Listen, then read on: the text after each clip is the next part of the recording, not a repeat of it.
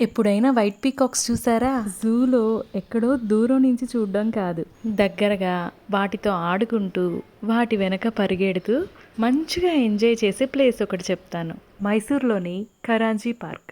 ఇది Chamarajendra zoological gardens పక్కనే ఉంటుంది. టోటల్ ఇది 90 acres లో ఉంది. అసలు ఇక్కడ ఈత చెట్లు చూసారా ఎంత హైట్ లో ఉన్నాయో. దీన్ని చూస్తుంటే ఒక ఫారెస్ట్ చూసినట్టే ఉంది కానీ పార్క్ చూసినట్టయితే లేదు. దీనికి టికెట్ జస్ట్ 50 రూపీస్ మాత్రమే.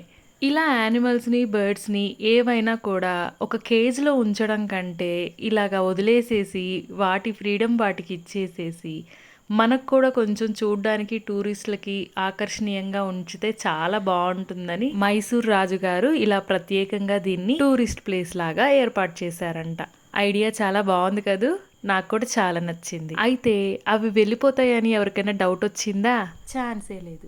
పైన చూసారా, మొత్తం మెష్తో కవర్ చేసేసారు అండ్ ఐరన్ చైన్స్తో కూడా సెక్యూర్ చేశారు. ఓన్లీ బర్డ్సే కాదు, బొటానికల్ గార్డెన్స్, పిల్లలకి పార్క్స్ అండ్ మెయిన్గా బోటింగ్ ఉంది.